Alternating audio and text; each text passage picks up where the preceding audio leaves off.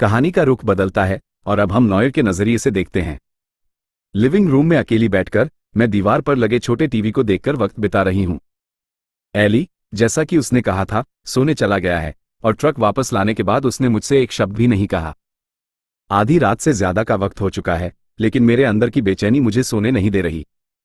अपने दिमाग को शांत करने के लिए ताज़ी हवा की चाह में मैं सोफे से उठती हूँ, अपना काला हुडी पहनती हूँ और अपने काले हाई टॉप कॉन्वर्स जूतों में पैर डाल लेती हूँ।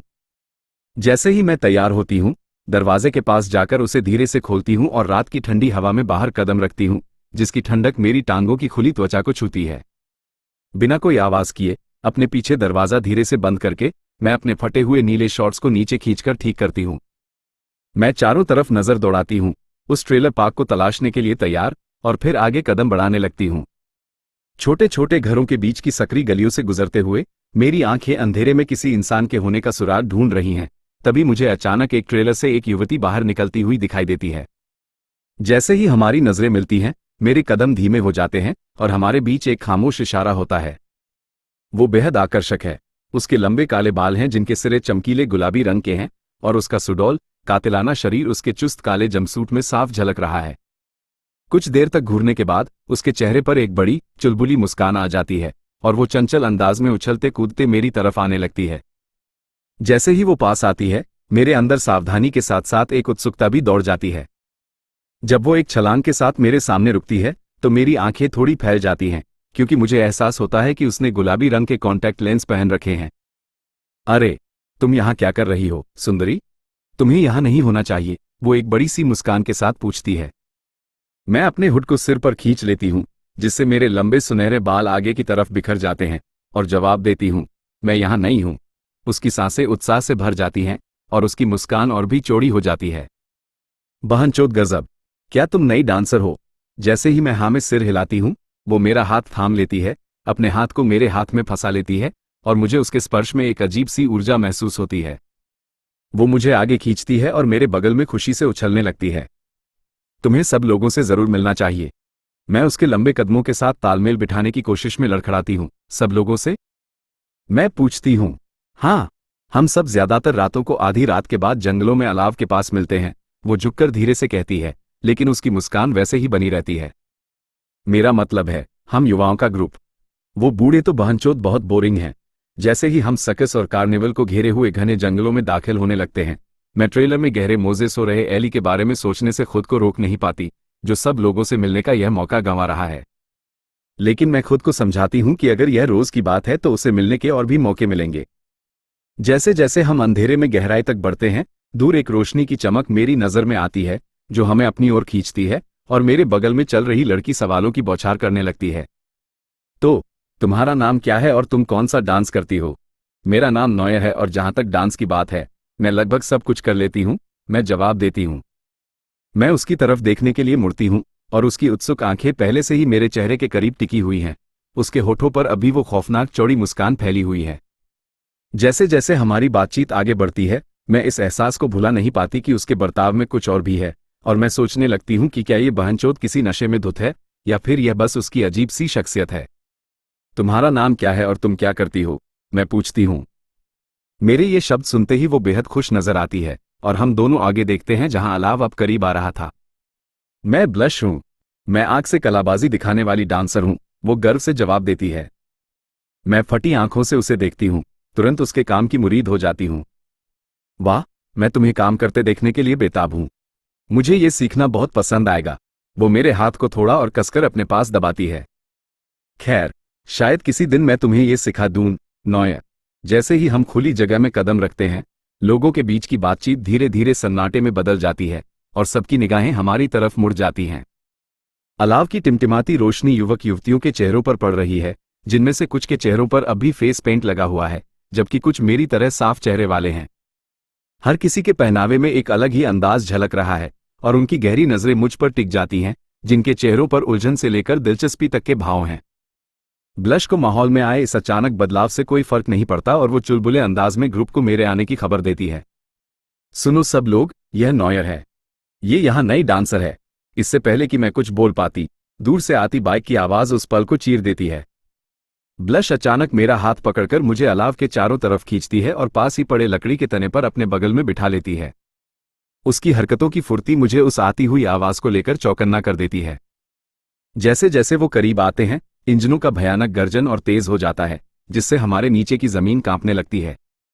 मैं आगे देखती हूं जहां तीनों डर्ट बाइक्स हवा में तैरती हुई आती हैं।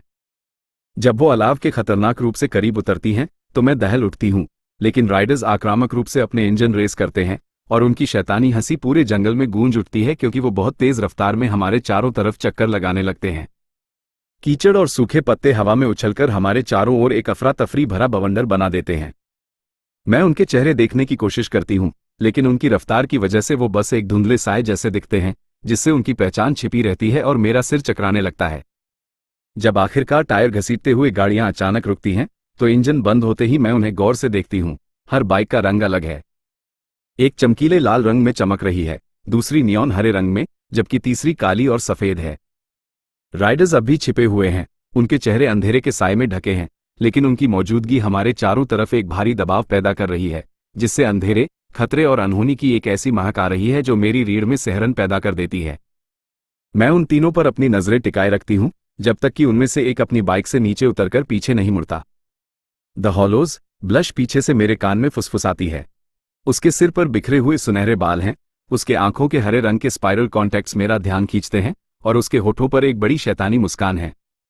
उसकी खुली त्वचा पर रंग बिरंगे टैटू फैले हुए हैं, और क्योंकि उसने सिर्फ एक काली सैंडो और स्वेटपैंट पहनी है, इसलिए मैं उसका सुडौल और कसरत किया हुआ शरीर साफ देख सकती हूं। उसके चेहरे के किनारों पर बने खौफनाक डिजाइन्स उसके डरावने माहौल को और बढ़ा रहे हैं। हॉलो सोल की आंखें हरी हैं, ब्लश फुसफुसाती है। दूसरा बाइकर मुड़ता है और एक सिगरेट जलाता है। उसकी स्पाइरल आंखें गहरे लाल रंग की हैं जो उसके गहरे भूरे, घुंघराले बालों से मेल खाती हैं, जो उसके काले हुडी के नीचे आंशिक रूप से छिपे हैं। उसकी आंखों के चारों ओर काला फेस पेंट लगा हुआ है, और मैं उसके होठों और गालों पर बने कटे सिले निशानों को देखती हूं। धीमी रोशनी में उसकी नाक की बाली चमकती है, और उसके टैटू सिर से पांव तक उसके शरीर को ढके हुए लगते हैं। वो सोल जैसा बिल्कुल नहीं है, उसमें कुछ ज्यादा ही अंधेरा और खौफनाकपन है, लेकिन फिर भी दोनों एक अजीब तरीके से बेहद हैंडसम हैं। हॉलो रैथ की आंखें लाल हैं। मैं उन दोनों के बीच खड़े तीसरे शख्स को देखती हूं, और हमारी तरफ पीठ होने के बावजूद उसकी मौजूदगी मुझे अपनी ओर खींचती है। इतनी दूरी से भी उसका लंबा, मस्कुलर शरीर साफ दिखाई दे रहा है। उसने काली, चुस्त और फटी हुई जीन्स पहनी है, और जैकेट का हुड उसके सिर पर चढ़ा हुआ है। मैं अपनी उत्सुकता पर काबू न पाते हुए ब्लश के करीब झुककर फुसफुसाती हूं, बीच वाला कौन है? वो शांत चाल के साथ साइड में मुड़ता है और एक सिगरेट निकालता है। मैं उसके साइड प्रोफाइल की बारीकियों को देखती हूं। उसके हुड के आगे से निकलते काले, हल्के घुंघराले बाल चांदनी में चमक रहे हैं, जो लगभग उसकी आंखों को ढके हुए हैं, और उसकी जॉलाइन बहुत तीखी है। काले रंग का फेस पेंट उसके गालों की हड्डियों को उभारता है, उसकी नाक को ढकता है और उसकी आंखों को गहरा अंधेरा देता है, जो गालों से नीचे की ओर लकीरों के रूप में बहता है। उसके होठों के कोनों से लेकर गालों तक सिले हुए निशानों का डिजाइन बना है, और उसके निचले होंठ के बाईं ओर एक पियर्सिंग है। जब वो हमारी तरफ एक नजर डालने के लिए अपना सिर घुमाता है, तो मुझे देखते ही वो चौंककर दोबारा देखता है, और मेरी सांसें गले में ही अटक जाती हैं। उसकी सफेद और काली, चमकती हुई स्पाइरल आंखें अंधेरे को चीरती हुई सीधे मुझ में उतर जाती हैं, जिनमें एक सम्मोहन जैसी कशिश है। मेरे पूरे शरीर में एक सिहरन दौड़ जाती है, और मेरी बाहों के रोंगटे खड़े हो जाते हैं क्योंकि मैं पल भर के लिए उसकी कातिलाना बनावट से दहल जाती हूं। भले ही मैं उसे पूरा न देख पाऊं, मैं बस सोच ही सकती हूं कि इस सारे पेंट के नीचे वो कितना हैंडसम होगा। ब्लश हिचकिचाते हुए मेरे कान में फुसफुसाती है, वो हॉलो हेलियन है, हॉलोज का लीडर। बाकी जगहों पर तुम इन्हें मौत के खिलाड़ी या डेयरडेविल्स कहोगी। सोल अचानक उतावलेपन से मेरी तरफ आगे बढ़ता है, मेरा ध्यान खींचते हुए। अरे वाह, बिल्कुल ताज़ा चूत। वो एक शिकारी की तरह हंसता है, और उसकी इस हरकत से मेरे अंदर तनाव अचानक बढ़ जाता है। इससे पहले कि मैं स्थिति को समझ पाती और अपना बचाव कर पाती, सोल अचानक रुक जाता है क्योंकि एक हाथ उसकी गर्दन के पीछे कस जाता है और उसे पूरी ताकत से पीछे खींच लेता है। मेरी नज़र उस आक्रामक हरकत का पीछा करती है जहां हेलियन सामने आता है, जो उस पर अपना पूरा दबदबा बना रहा है। जैसे ही सोल पीछे की तरफ लड़खड़ाता है और हेलियन की घूरती हुई गुस्से वाली नज़र के नीचे खुद को संभालता है, मैं अब भी अपनी धड़कनों को तेज महसूस कर सकती हूं, जिससे मुझे एहसास होता है कि आखिरकार मेरे अंदर भी कुछ भावनाएं बाकी हैं। हेलियन अचानक तेजी से अपना सिर घुमाता है, और उसकी चमकती आंखें एक भयानक अंदाज में मेरी आंखों से मिलती हैं। वो मेरी तरफ बढ़ता है, उसका हर कदम नपा तुला है, उसके भारी जूतों के नीचे सूखी टहनियां टूट रही हैं, फिर भी मैं उसकी नज़रों से नज़रें मिलाए रखती हूं, उसके इस खौफनाक माहौल के सामने अपनी किसी भी कमजोरी को जाहिर होने से मना करती हूं। जब वो रुकता है तो वो धीरे से मेरे सामने उकड़ू बैठ जाता है। हवा में एक भारी खामोशी छा जाती है और वहां मौजूद हर कोई एकदम चुप हो जाता है। चेहरे पर लगे पेंट की वजह से उसके कुछ नैन नक्श छिप गए हैं और उसकी आंखें काली हो गई हैं, जो किसी खोपड़ी की तरह खोखली लग रही हैं। इसके बावजूद हेलियन में एक ऐसी कशिश है जिससे इनकार नहीं किया जा सकता, जो मुझे अनजाने में ही उसके अंधेरे की तरफ खींच रही है। अब हम दोनों की आंखें एक ही स्तर पर हैं। हम एक दूसरे के चेहरों को बारीकी से देखते हैं। हमारे बीच की उस छोटी सी जगह में एक अजीब सा कनेक्शन चटक रहा है। हेलियन के स्पाइरल कॉन्टैक्ट लेंस की वजह से यह समझना मुश्किल है कि वो कहां देख रहा है, लेकिन मेरी नजरें निडर होकर उसके चौड़े सीने की तरफ नीचे जाती हैं। मैं उसके खुले हुडी के नीचे कसी हुई मांसपेशियों को देखती हूं। बिना शर्ट के उसका शरीर, जिस पर बने घुमावदार टैटू उसकी सांवली त्वचा से होते हुए उसकी तीखी जॉलाइन तक जा रहे हैं, सम्मोहित करने वाला और साथ ही खौफनाक भी है। मुझे इस बात का पूरा एहसास हो जाता है कि उसकी नजरें कहां जा रही हैं जब हेलियन का सिर नीचे की तरफ झुकने लगता है। उसकी नजरें मेरे छोटे से शरीर पर एक गर्म लकीर खींचती हैं। जहां जहां वो देखता है वहां एक झुरझुरी सी दौड़ जाती है। उसकी नजर मेरी नंगी जांघों पर जाकर टिक जाती है, जहां मेरे दर्द के सबूत गहरे कटे हुए निशानों के रूप में दर्ज हैं। जब मैं नॉयर बिना सोचे समझे अपने हाथों से उन निशानों को छिपा लेती हूं ताकि वो मुझे किसी भी तरह से कमजोर ना समझे, तो उसकी नजरें झटके से ऊपर उठकर मेरी आंखों से मिलती हैं। एक तेज हरकत के साथ और बिना किसी चेतावनी के हेलियन एक चाकू निकालता है और उसकी नुकीली धार मेरी ठुड्डी के नीचे रख देता है। जवाब में मैं अपनी ठुड्डी थोड़ी ऊपर उठा लेती हूं। मेरी रगों में एड्रेनालाइन दौड़ रहा है, मेरा दिल तेजी से धड़क रहा है। फिर भी मैं अपनी आंखें सिकुड़कर उसकी आंखों में देखती हूं, उसे बहनचोद भाड़ में जाने के लिए कहने को तैयार हूं। हेल, प्लीज ऐसा मत करो। ब्लश की घबराई हुई आवाज उस तनाव को चीरती हुई आती है, जिससे मुझे नॉयर को एहसास होता है कि इस स्थिति में जरूर कोई बहुत गंभीर बात है। हेलियन की नजरें ब्लश की तरफ घूमती हैं और ब्लश की बातें बीच में ही दब जाती हैं क्योंकि वो बिना किसी हिचकिचाहट के उसकी बात मानकर अपनी नजरें चुरा लेती है। हेल को एक नया खिलौना मिल गया है। मेरे बाईं तरफ से सोल की बेहद उत्साहित आवाज आती है, जिसमें एक बर्दाश्त न होने वाली ऊर्जा है। उनके इस बहनचोद बकवास से तंग आकर मैं नॉयर पूरी ताकत से हेलियन के हाथ को झटक देती हूं। ऐसा करने से उसकी तेज धार वाले चाकू की नोक मेरी त्वचा को थोड़ा सा काट देती है, लेकिन इस दर्द से मुझे कोई फर्क नहीं पड़ता। मैं किसी का छोटा खिलौना नहीं हूं। मैं हताशा में अपने दांत पीसते हुए हेलियन को घूरकर कहती हूं। हेलियन मेरी इस सख्त नजर का सामना करता है। उसका सिर बिना किसी भाव के एक तरफ झुक जाता है। फिर मेरी इस बहादुरी को देखकर वो अपनी ठुड्डी उठाता है। उसमें मेरे लिए साफ दिलचस्पी दिख रही है और फिर उसकी नजरें बहुत ध्यान से खून की उस पतली सी लकीर का पीछा करती हैं जो मेरे गले के सामने से नीचे बह रही है। पीछे से आ रही सोल की शैतानी हंसी के बीच हेलियन की सम्मोहित करने वाली आंखें एक बार फिर मेरी आंखों से टकराती हैं। तुम वही बनोगी जो बहनचोद मैं चाहूंगा, डॉली, हेलियन पहली बार बोलते हुए बेहद शांति से कहता है। हेलियन की गहरी आवाज से खतरा टपक रहा है। उसके पियर्सिंग वाले जीभ से निकले हुए शब्द किसी जबरदस्त जहर की तरह हैं जो मुझे मार डालने के लिए तैयार हैं। चिड़चिड़ाहट के मारे मेरे दांत कटकटाने लगते हैं जब वो शांति से खड़ा होता है, लेकिन मैं अपनी नजरें अलाव की भड़कती लपटों पर ही टिकाए रखती हूं और उसे दोबारा देखने से इनकार कर देती हूं। मैं तिरछी नजर से देखती हूं कि द हॉलोज आपस में कुछ बात कर रहे हैं और बीच बीच में मेरी तरफ भी देख रहे हैं।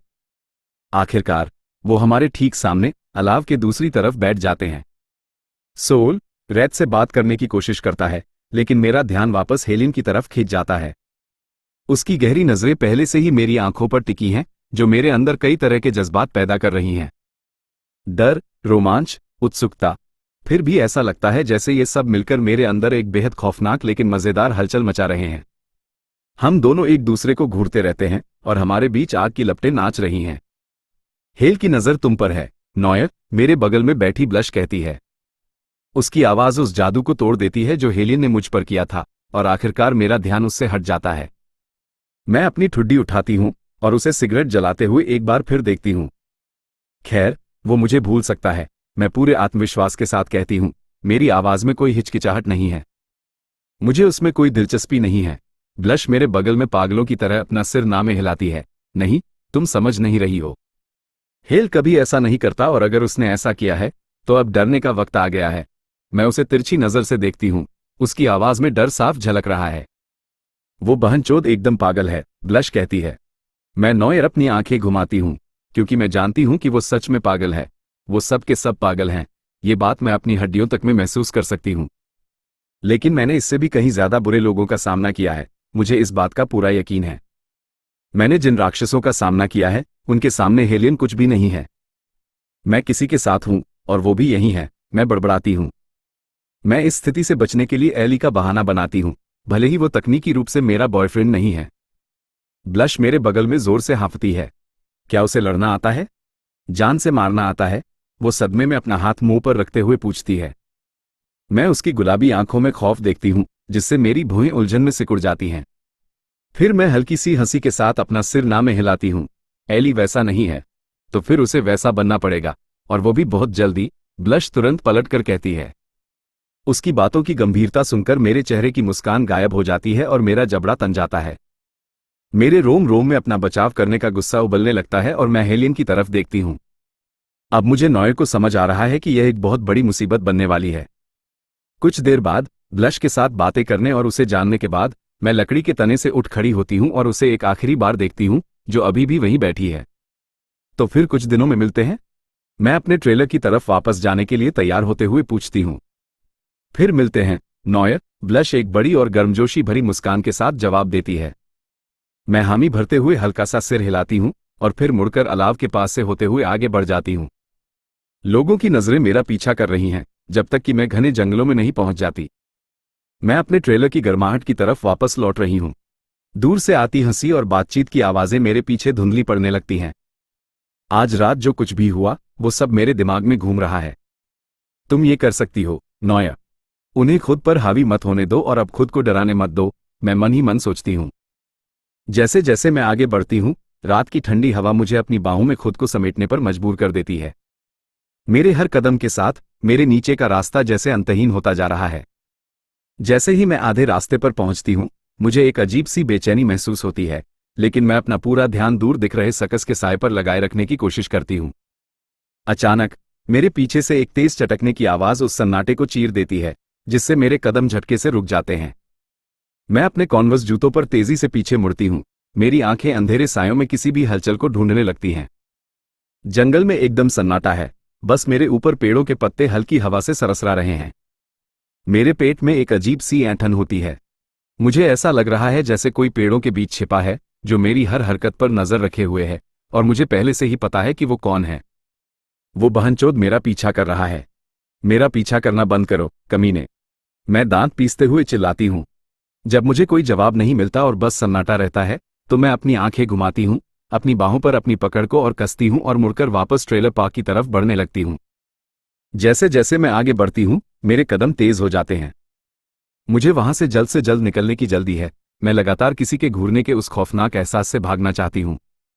जब मैं आखिरकार जंगल से बाहर निकल आती हूं, तो मैं तेजी से ट्रेलरों के बीच से होते हुए अपना ट्रेलर ढूंढ लेती हूं। दरवाजे के बाहर रुककर मैं एक पल के लिए अपने पीछे के इलाके को स्कैन करती हूं, उसका कोई भी सुराग ढूंढने की कोशिश करती हूं। जब मुझे कोई नहीं दिखता, तो मैं तनाव से एक लंबी सांस छोड़ती हूं और ट्रेलर का दरवाजा खोल देती हूं।